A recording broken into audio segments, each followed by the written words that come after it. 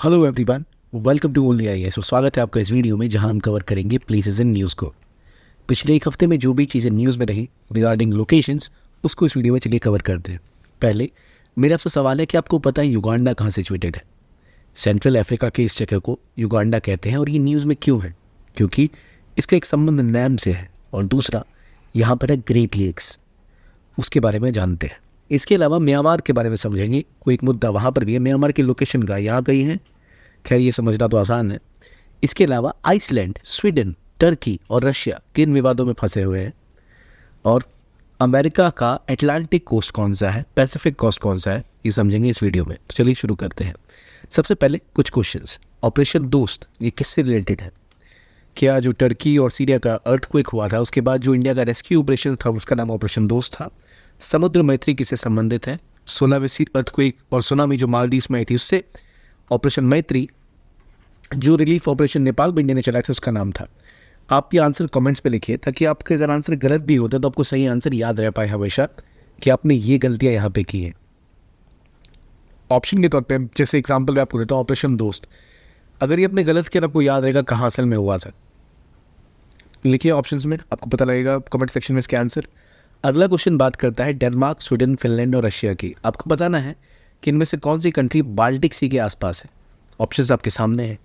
अक्सर जिन देशों को हम कवर करते आए हैं मुख्य रूप से वो रेड सी या फिर ब्लैक सी के आसपास की कंट्रीज़ है। आई होप आपको रेड सी, ब्लैक सी, मेडिटेरेनियन के आसपास की कंट्रियाँ याद हो गई होंगी, जिसको हमने डिटेल से कवर किया है पहले कई बार।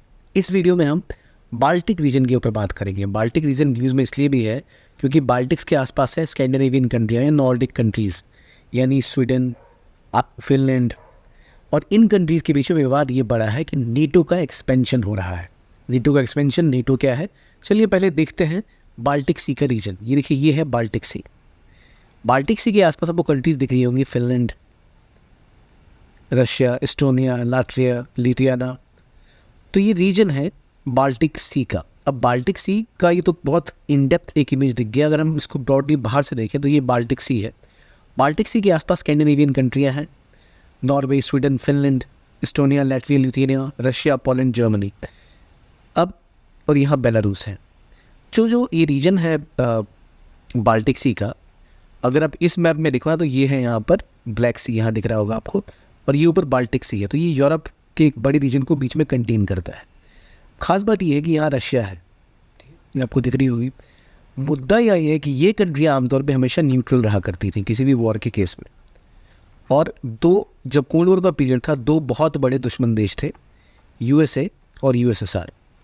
जब वर्ल्ड वॉर 2 ख़त्म हुई उसके बाद ये दो सुपर पावर बन के उभरे और इनके बीच में कॉम्पिटिशन चला कि कौन जीतेगा। यूएसएसआर फॉरवर्ड था सोशलिज्म का या कम्युनिज्म का, और यूएसए कैपिटलिज्म का।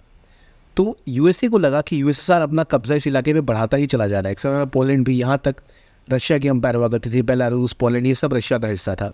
और इवन जर्मनी भी आधा बटा हुआ था, ईस्ट जर्मनी, वेस्ट जर्मनी में। तो यूएसए ने अपने कंट्रीज़ को, अपने जो सहयोगी कंट्रीज़ को प्रोटेक्ट करने के लिए ग्रुप बनाया नीटो, नॉर्थ अटलांटिक ट्रीटी ऑर्गेनाइजेशन। वहीं यूएसएसआर ने भी एक वॉर्सो पैक्ट किया था सोशलिस्ट कंट्रीज़ का।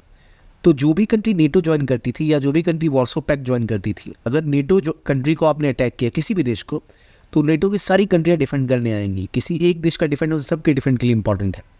वॉर्सो पैक्ट सोशलिस्ट कंट्रीज का हुआ करता था, लेकिन समय के साथ यूएसएसआर कमज़ोर होता चला गया और 1990s में ख़त्म हो गया, और उसी के साथ वॉर्सो पैक्ट भी ख़त्म हो गया। कमाल की बात यह है, वॉर्सो जो पोलैंड में है, वो पोलैंड आज खुद नेटो का हिस्सा बन चुका है। तो अब तो जो यूएसएसआर एक ख़त्म हो गया है। दुनिया जो पहले बाईपोलर थी, यानी इसके दो पोल्स थे, दो शक्तिशाली देश थे जो केंद्र थे दुनिया के, यूएसए और यूएसएसआर। तो इनके बीच में कंपटीशन था, इसलिए ऐसी अलायंस की ज़रूरत थी। लेकिन जब यूएसएसआर ख़त्म हो गया और केवल यूएसए एक सुपर पावर बन के बचा, तो अब क्या रिक्वायरमेंट थी नेटो की? कोई रिक्वायरमेंट नहीं थी। और जब यूएसएसआर ध्वस्त हुआ और रशिया उसका सक्सेसर स्टेट बना, से टूट के अलग हुआ, सबसे बड़ा राज्य, तो अमेरिका ने उसे बोला था कि वो कोशिश करेगा कि नेटो का एक्सपेंशन रशिया के आसपास ना हो, क्योंकि नेटो में जो भी कंट्रीज़ होती हैं उन सब पे न्यूक्लियर वेपन्स या ऐसे एटॉमिक हथियार लगाए जाते हैं। रशिया ने बोला ठीक है, लेकिन समय के साथ रशिया को और दबाने की कोशिश अमेरिका करता रहा। अब देखिए, यही जो रीजन है, यहाँ पर आपको दिख रहा है क्या? यूक्रेन। यूक्रेन असल में नेटो ज्वाइन करना चाहता था। ये सुनकर रशिया हैरान था और उसने यूक्रेन के ऊपर हमला भी कर दिया। लेकिन इसका कारण क्या था, इस हमले का क्या फ़ायदा होता, क्या हुआ फ़ायदा होता दिख रहा था रशिया को। उन्हें लगा यूक्रेन पे कब्जा करेंगे, यूक्रेन को हरा देंगे तो बाकी कोई कंट्री डर के मारे कभी नेटो के आसपास नहीं जाएगी। पर उल्टा हुआ ये कि यूक्रेन में हो रहे हमले से जो तबाही फैली, उसको देख के आसपास की कंट्रियाँ बहुत सतर्क हो गई। और नॉर्वे, स्वीडन, फिनलैंड जैसी कंट्रीज़ जो आमतौर पर दूर रहते हैं किसी भी ऐसे मुद्दे से, वो भी अब कह रहे थे कि हम भी ज्वाइन करेंगे नेटो। और पहले फिनलैंड ने ज्वाइन किया और स्वीडन भी लाइन में है। और स्वीडन को भी अब जो सबसे बड़ी दिक्कत थी स्वीडन की, वो सॉल्व हो गई। स्वीडन को जो रेटिफिकेशन चाहिए था, देखिए नेटो में असल में 31 कंट्रीज़ अभी वर्तमान में, और नेटो का मेंबर बनने के लिए हर मेंबर से आपको एक यस चाहिए होता है। हर मेंबर आपकी दावेदारी को जब तक सपोर्ट नहीं करता, आप मेंबर नहीं बन सकते। तो स्वीडन जब एंट्री करना चाहता था तो 31 देशों में, देखिए 31 देशों में 29 देश हैं यूरोप के और 2 देश हैं नॉर्थ अमेरिका के। ये 2 देश कौन से हैं? कनाडा और यूएसए। तो यहाँ जो 29 देश हैं उसमें 2 देश लगातार विरोध कर रहे थे स्वीडन का। एक तो टर्की है और दूसरा हंगरी। हंगरी का जो विवाद था मुख्य रूप से पॉलिटिकल विवाद था कि स्वीडन ने उनके राष्ट्रपति के बारे में कुछ बातें बोली थी या प्रधानमंत्री के बारे में, इसलिए विरोध था। तो वो दूसरा मामला था। तुर्की के साथ बड़ा विवाद था। तुर्की जैसी कंट्री ने ये कहा था कि तुर्की का लगातार विरोध और एक तरह का युद्ध होता रहता है कुर्द्स के साथ, और कुर्द ग्रुप के जो लीडर है वो जाके स्वीडन में शरणार्थी बन जाते हैं। और इसलिए टर्की का कहना था कि हमारे जो टेररिस्ट हैं उसको स्वीडन पनाह देता है, इसलिए हम इसको अंदर नहीं आने देंगे। दूसरा, स्वीडन के स्टॉकहोम में क्या हुआ था, कुरान को जलाया गया था। इसका भी पूरा प्रबल विरोध लगातार टर्की करता रहता है, और इसे ये लग रहा था कि स्वीडन की एंट्री तुर्की रोक देगा। लेकिन तुर्की ने क्या बोला, ओके आ जाओ भाई, अब इनको भी ये तुर्की ने दे दिया कि एंटर कर लेंगे। अब ज़रा देखिए, तुर्की की इस हाँ के बाद स्वीडन का भी रास्ता बिल्कुल क्लियर हो चुका है। तो अभी देखिए सिस्टम, ये रशिया है और रशिया के आसपास देखिए पूरे इलाके में केवल अब नेटो कंट्रीज रह रही हैं। नेटो देखिए किस लेवल तक नेटो कंट्रीज स्प्रेड हो चुकी हैं। इतनी ज़्यादा नेटो कंट्रीज यहाँ पर आ चुकी हैं कि अब चीज़ें और मुश्किल होती चली गई। ये रहा आपका यूक्रेन। तो यूक्रेन को लेकर डर रहा था रशिया, पर यूक्रेन के बदले में देखिए आइसलैंड भी गया, स्वीडन भी गया, नॉर्वे पहले ही था। तो इस तरह से देख रहे हैं जो सिस्टम पूरा का पूरा रशिया अपने का जो फ्लैंक है पूरा का पूरा, ये अब अमेरिकी ताकतों से भर गया है। ये जो पीछे वाला समुद्री इलाका असल में ये आधे समय बर्फ़ से जमा रहता है। तो रशिया के लिए बहुत इंपॉर्टेंट है सी का एक्सेस, यानी उन्हें मेडिटेरेनियन सी का एक्सेस चाहिए। लेकिन मेडिटेरेनियन सी के आसपास जितनी कंट्री हैं मोस्टली वो सारी नेटो ज्वाइन कर चुके हैं। तो रशिया के लिए बहुत बड़ी दिक्कत है ये, व्यापार के लिए भी और अपनी स्ट्रेंथ को बढ़ाने के लिए। से रशिया आगे की तरफ बढ़ नहीं पाएगा, यहाँ पूरी तरह नेटो कंट्रीज आ चुकी हैं। तो पहली बात, फिनलैंड कहाँ पर है, ये रहा Sweden, Finland, Norway. Gulf of Bothnia कहाँ पर है, गल्फ ऑफ फिनलैंड कहाँ पर है, Estonia, Latvia, Lithuania, Poland, Germany, Denmark, ये सब बाल्टिक सी में पड़ने वाली कंट्रीज है। यहीं पर एक सबसे इंपॉर्टेंट पोर्ट रशिया का सेंट पीटर्सबर्ग भी यहीं पर पड़ता है। तो ये चीज़ें याद रखनी है। कौन सी कंट्रीज रिसेंटली ज्वाइन हुई है, तो फिनलैंड, और अब स्वीडन भी नेटो ज्वाइन करना उनका भी क्लियर हो चुका है। तो ये ग्रुप है नेटो का। और इधर कौन सा ग्रुप है आपका, वार्सो का था, जो बिल्कुल खत्म हो गया। अब ये अचानक टर्की ने किया, तुर्की ने इसलिए किया कि तुर्की को भी अमेरिका से एक डील चाहिए थी। अब अमेरिका ने कहा ठीक है, हम आपको F-16 विमान बेचेंगे, और उसके बाद तुर्की की रेटिफिकेशन होने के बाद उनको विमान की डील फाइनल हो गई। मतलब आप समझ सकते हैं गेम काफ़ी बड़ी है, और ये वहाँ अपनी सिक्योरिटी का हिसाब देख रहे हैं। तो फिनलैंड जुड़ चुका है, स्वीडन भी अभी जुड़ने ही वाला है। तो नेटो और एक्सपेंड होगा और रशिया की दिक्कतें और बढ़ेंगी। आपके लिए इन्फॉर्मेशन है, अगर आप चाहते हैं कि जो भी ऐसे बुकलेट्स हैं, नॉर्मली स्टूडेंट्स के साथ दिक्कत होती है कि उन्हें कोई एक सिंगल सोर्स नहीं मिलता जहाँ से वो चीज़ों को रिवाइज कर पाए। मॉडर्न हिस्ट्री पढ़नी है, 4 सोर्सेज हो गए, पॉलिटी के 3 सोर्सेज हो गए। तो इन सब का सोल्यूशन हम लेके आए थे उड़ान मैगजीन के साथ। पहले भी इसको काफ़ी बच्चों ने इसे पसंद किया, एस्पिरेंट्स ने। तो फिर एक बार आपके लिए सभी सब्जेक्ट्स में एनसीईआरटी इंडिया, मेडिवल इंडिया की ये बुक्स उपलब्ध हो चुकी हैं। तो आप चाहे तो इन्हें खरीद सकते हैं। ये आपको हमारी वेबसाइट पे भी मिल जाएंगी। आप इसके बारे में डिटेल से जानना चाहें तो लिंक आपको कमेंट सेक्शन में मिल जाएगा, डिस्क्रिप्शन बॉक्स में मिल जाएगा, जहाँ से आप ये बुक्स परचेज कर सकते हैं या डाउनलोड भी कर सकते हैं। तो ये स्टैटिक बुक्स है, इसके अलावा आपको करंट अफेयर्स तो मिलने ही वाला है। ये बात हो गई उड़ान की, और अब आगे बढ़ते हैं हमारी न्यूज़ की तरफ। यूएस का अटलांटिक कोस्ट की खास बात यह है कि यहाँ पर एक रीफ मिला है, और ख़ास बात यह है कि अभी तक का largest known deep sea coral reef मिला है। कहाँ पर, अटलांटिक कोस्ट के पास, जो 68 माइल्स तक चौड़ा हो सकता है। अभी तक हमें पता था कि ग्रेट बैरियर रीफ जो ऑस्ट्रेलिया में है वो सर्वाधिक है, उससे भी बड़ा एक ये डीप सी कोरल रीफ मिला है। तो कोरल रीफ में दिखते हैं कैसे, कुछ इस तरह दिखते हैं, लेकिन ये जो आपको कलर दिख रहा है ये असल में है क्योंकि इनके ऊपर एल्गीज रहते हैं, ये एल्गीज रहते हैं। अब हो ये रहा है कि जैसे जैसे गर्म पानी, ये समुद्र का पानी गर्म होता जा रहा है, वाटर का लेवल बढ़ता जा रहा है और समुद्र में पॉल्यूशन बढ़ता ही जा रहा है, तो ये जो एल्गीज हैं इनकी मौत हो रही है। ये एल्गी जो इसके ऊपर रहते हैं वो अब खत्म होते जा रहे हैं, ऐसे इनका कोरल ब्लीचिंग होता दिख रहा है, जो समुद्र के लिए बहुत बड़ी दिक्कत है। असल में ये जो कोरल रीफ्स हैं ये बहुत बड़ा एक खाने का सोर्स है, पॉल्यूशन को और क्लाइमेट चेंज से लड़ने का बहुत बड़ा सोर्स है। तो इनके जाने के बाद दुनिया में समस्याएं और बढ़ती चली जाएंगी, इसलिए इनको प्रिजर्व करना बहुत ज़रूरी है। जो चीज़ें न्यूज़ में है वो है यूएस की अटलांटिक कोस्ट। यूएस की एक पैसिफिक कोस्ट और एक अटलांटिक कोस्ट है, क्या डिफरेंस है देखते हैं। ये जो रीजन है ये अटलांटिक ओशन का रीजन है, तो अमेरिका का ये वाला सारा हिस्सा अटलांटिक कोस्ट कहलाता है और इधर वाला रीजन पैसिफिक कोस्ट कहलाता है। तो पैसिफिक ओशन से अटलांटिक ओशन तक जोड़ने के लिए उन्होंने यहाँ पर पैनामा कनाल बनाई थी, ताकि उनके दोनों पोर्ट सिटीज़ हैं वहाँ से आ जा सके आराम से।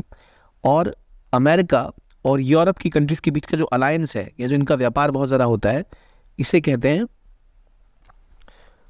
क्रॉस अटलांटिक ट्रेड, जो बहुत ज़्यादा है। यूरोप अमेरिका बहुत ज़्यादा करीब माने जाते हैं हर महीने में, इसलिए बहुत इंपॉर्टेंट पार्ट है ये इनके बीच के व्यापार और ट्रेड का भी। तो अब देखिए कोस्ट लाइन, ये अटलांटिक ओशन का रीजन है और यही इनकी अटलांटिक कोस्ट है जहाँ पर डीप सी रीफ पाई गई है, कोरल रीफ्स पाई गई है। तो ये यूएसए के कोस्ट की बात हो गई, ठीक है। अब देखिए कहाँ मिला है ग्रेट बैरियर रीफ, ऑस्ट्रेलिया के पास। तो ये देखिए ये अमेरिका से बिल्कुल अलग है नीचे की तरफ, लेकिन वहाँ लोकेशन में देखिए आपको बिल्कुल मैप में वैसा ही लगेगा।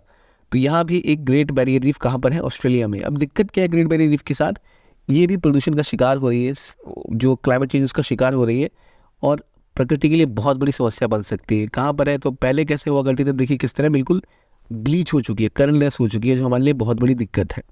इसके लिए मुख्य दिक्कत ये है कि एक तो चेंजेस ऑफ पैटर्न, स्टॉर्म्स आ रहे हैं, ओशन एसिडिफिकेशन हो रहा है, वार्म हो रहा है ओशन, इसकी वजह से कोरल ब्लीचिंग हो रही है और कोरल्स तबाह होगी तो हमारे लिए चीज़ें और ज़्यादा मुश्किल होती चली जाएंगी।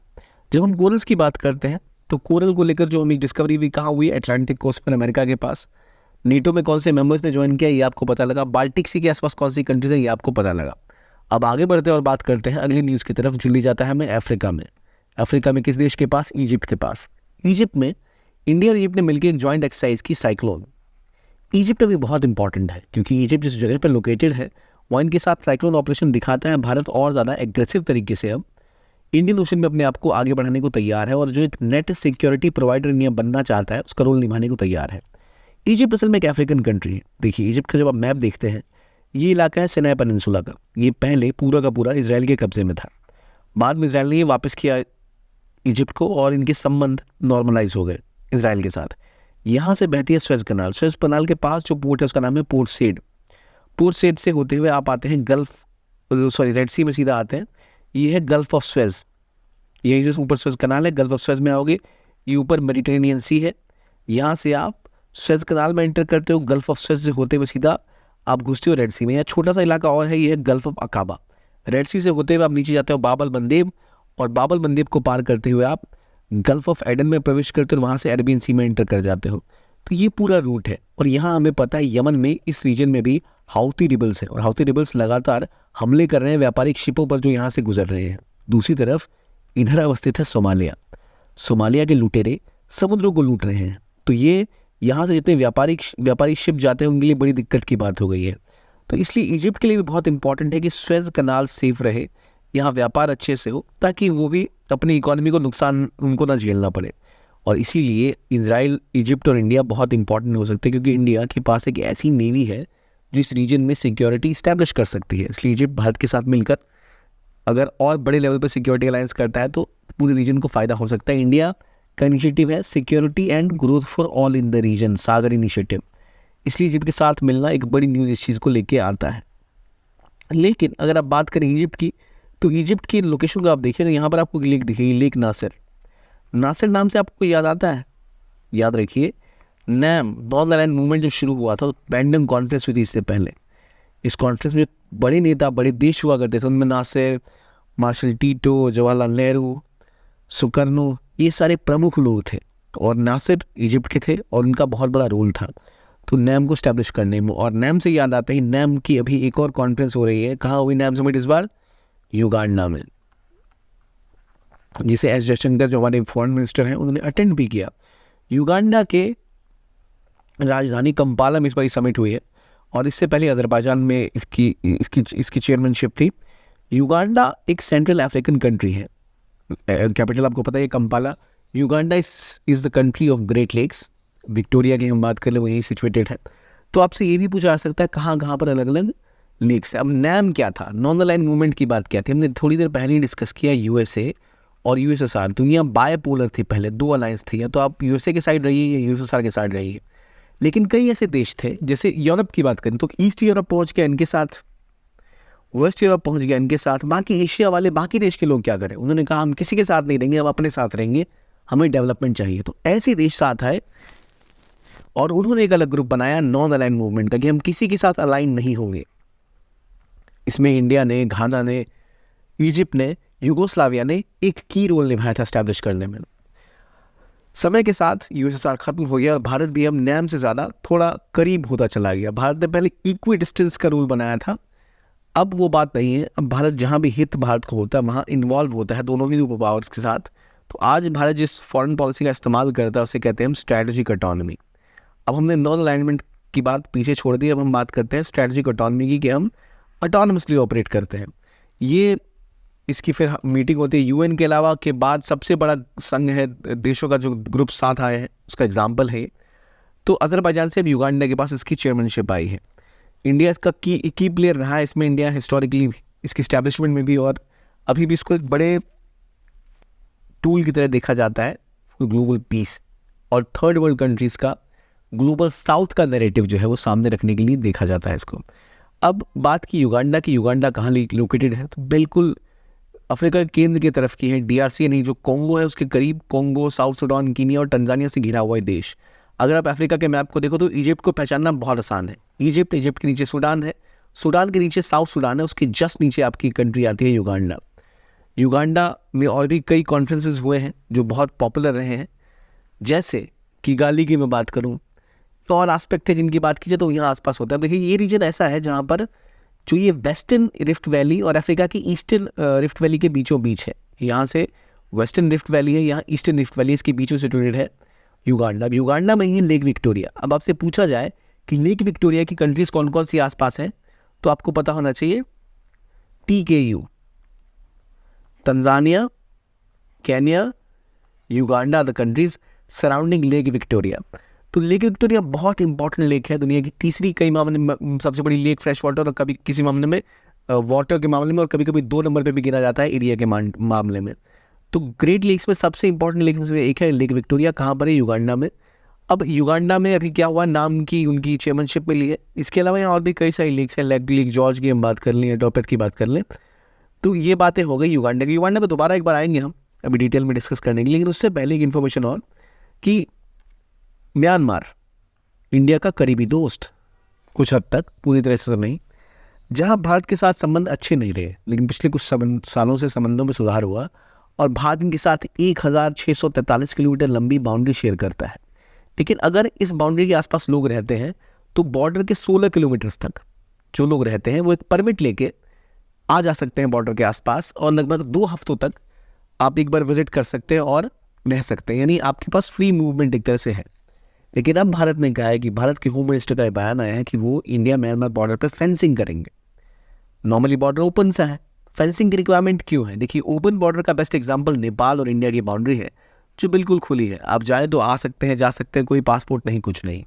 लेकिन जो ट्राइबल बेल्ट में जो लोग रहते हैं इंडिया म्यांमार के बॉर्डर के आसपास 16 किलोमीटर्स तक, उनको एंट्री एग्जिट अलाउड है, 12 दिन तक रह भी सकते हैं, क्योंकि यहाँ पर जो ट्राइबल लोग हैं सालों से एक साथ रह रहे हैं।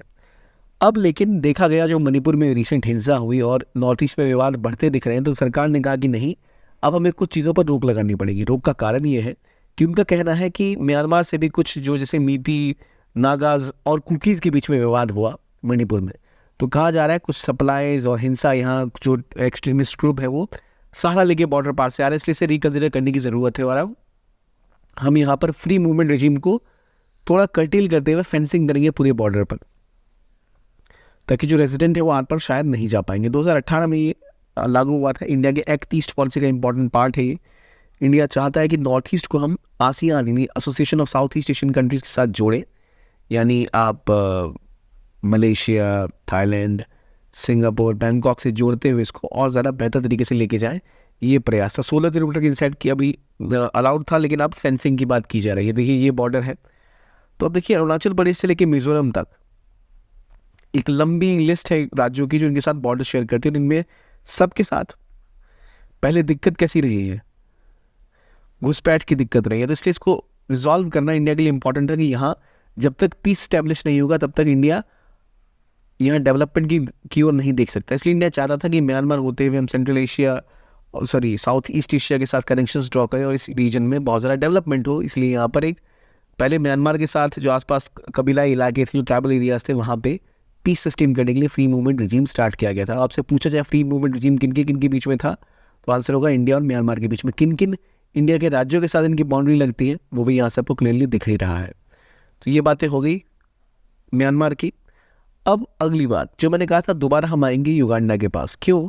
क्योंकि युगांडा में जो लेक विक्टोरिया है जहाँ बॉर्डर शेयर करता है, तो लेक विक्टोरिया पर ही जो इंडिया की CAC है प्लस तंजानिया की कंपनी, दोनों मिलके जो उनकी ऑर्गेनाइजेशन है NEMC, दोनों मिलके काम कर रहे हैं और देखना चाहते हैं कैसे हम इस फ्रेश वाटर लेक को बचा सकें, कैसे इसको रिस्टोर करें, कंजर्व कर सकें। तो देखिए जब हम बात करें लेक विक्टोरिया की, जैसे मैंने बताया युगांडा, तंजानिया, केनिया, ये मुख्य रूप से इसको शेयर करते हैं। तंजानिया में 51% आता है, युगांडा 44% और केनिया 5%। तो इंडिया की जो CAC है, centre for science and environment, बहुत ही प्रचलित और प्रतिष्ठित संस्थान है, ये इसके ऊपर काम कर रहा है। तो कंसल्टेशन हुई दार एस सलाम में, जहाँ पर लेक को कैसे रिस्टोर किया जाए उसके ऊपर बात हुई। दुनिया की दूसरी सबसे बड़ी लेक की तरह देखे जाने वाली लेक विक्टोरिया, यहाँ आपको दिख रही है, ये रही तंजानिया, ठीक है, ये ऊपर आपको दिखेगा युगांडा, ये आपका बुरुंडी है, इधर केनिया है। तो केनिया में 5%, लेकिन मेजॉरिटी शेयर कहाँ है, युगांडा और तंजानिया में। तो इसलिए लेक को रिस्टोर करना बहुत ज़रूरी है, क्योंकि लेक भी झेल रही है किस चीज़ का दंश, तो असल में जो वाटर लॉस है, जो क्लाइमेट चेंज है उसका लॉस, ये सब देख रही है। लेकिन पहली लेक कौन सी हो गई, तो लेक सुपीरियर को अक्सर हम कहते हैं कि सबसे बड़ी लेक के रूप से देखा जाता है। कहाँ पर है ये? ग्रेट लेक्स, हमने ये भी कवर किया था। US और कनाडा के बीच में 5 बड़ी लेक्स हैं। इसके अलावा अफ्रीका में भी बड़ी लेक्स हैं, जिसमें सबसे बड़ी कौन सी, लेक विक्टोरिया। अब मेरा तो सवाल है, किगाली कहाँ पर है? रवांडा में है किगाली, ये आपको दिख रहा है। यहाँ भी किगाली में क्या हुआ था, कोई कॉन्फ्रेंस हुआ था, ग्लोबल कॉन्फ्रेंस। तो ये आपको जो राज्य हैं वैसे याद नहीं रहेंगे, पर आपने इनके बारे में पढ़ा ज़रूर होगा, तो आप इनको रिलेट अगर करेंगे तो आपको चीज़ें याद रह जाएंगे। तो ये बात होगी लेक विक्टोरिया की, कहाँ लोकेटेड है, तो किन किन राज्यों के बीच में इसकी बाउंड्री शेयर होती है, तंजानिया, कीनिया और युगांडा। अब देखिए रवांडा के साथ नहीं शेयर होती, ठीक है। अब युगांडा में कंपाला की बात कर ले, मसाका उनके शहर है, लेकिन इसके आसपास कुछ और लेक्स भी आपको दिखेंगी, जैसे लेक जॉर्ज, या फिर आपको एक सेरेंगेटी की प्लेन भी दिख रही है। वो कहाँ पर है? सेरेंगेटी नेशनल पार्क भी काफ़ी फेमस है, ये आपको यार तंजानिया में दिखता है। देखिए लाइनें कितनी सटीक खींची हुई है, ऐसे लग रहा है किसी ने पेंसिल से खींच दिया हो। और यही कहा जाता है कि जो कॉलोनिस्ट थे यूरोप के, वो बैठे और उन्होंने अफ्रीका को अपने बीच में बांट लिया, पेंसिल स्केल से एकदम मैप बना कि हमारा इलाका तुम्हारा इलाका। कि कोई नेचुरल बाउंड्री किसी दो देशों की ऐसे कैसे हो सकती है? इसलिए कहते हैं अफ्रीका का स्क्रैम्बल हुआ था।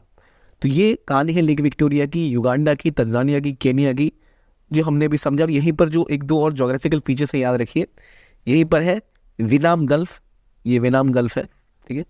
तो ये गल्फ आपसे पूछे जा सकते हैं, कुछ चीज़ें इंपॉर्टेंट होती हैं। लेक विक्टोरिया कहाँ पर है, ये आइडिया आपको लग जाएगा। और जो इंपॉर्टेंट लेक्स हैं, lake Turkana, lake Kyoga, lake Chilwa, lake Malawi, lake Kyoga, lake Albert, lake Kivu, lake Tanganyika, ये सारी इंपॉर्टेंट लेक्स है जो इस रीजन में। देखिए टंगानिका जो है वो कॉन्गो और तंजानिया के बीच में है, और कुछ हिस्सा ये बुरुंडी में भी शेयर करते हैं, जबकि लेक कीवी जो है वो रवांडा और कोंगो में है। लेक क्यूगा अगेन आपको युगांडा और कोंगो के बीच है। लेक एल्बर्ट भी युगांडा और कोंगो के बीच में। तो आपको यहाँ से रीजन दिखेगा कहाँ कहाँ पर कौन सी लेक्स है। ये लेक्स आपको याद रखनी ज़रूरी है कि लेक मालावी वगैरह, लेक मेवरू वगैरह आपसे पूछी जा सकती है, क्योंकि अभी इंडिया की CAC अगर यहाँ गई है तो इंपॉर्टेंट हो जाता है अपने आप। तो ये हो गई इस लेक का एक ओवरव्यू। अगर आपको ऐसा और कंटेंट चाहिए जो आप डाउनलोड करना चाहते हैं, आप चाहते हैं ऐसा और PDF आपको मिले, तो हमारा Telegram channel only IAS official, PW only IAS official join कर सकते हैं इस QR कोड को स्कैन करके। ये था आज का वीडियो। आई होप आपको अच्छा लगा, और देखने के लिए बहुत बहुत धन्यवाद। Keep on watching only IAS and have a nice day.